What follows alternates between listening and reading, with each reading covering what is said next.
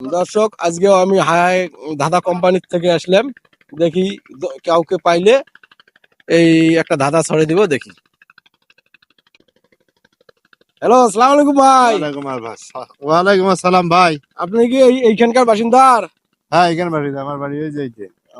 এটি বাড়ি। আর নাম কি? আমার নাম মোহাম্মদ শহীদুল ইসলাম। ও, আমি আছি হাই হাই ধাঁধা কোম্পানির থেকে। তা একটা ধাঁধা বলতে চাই, আপনি কি রেডি আছেন?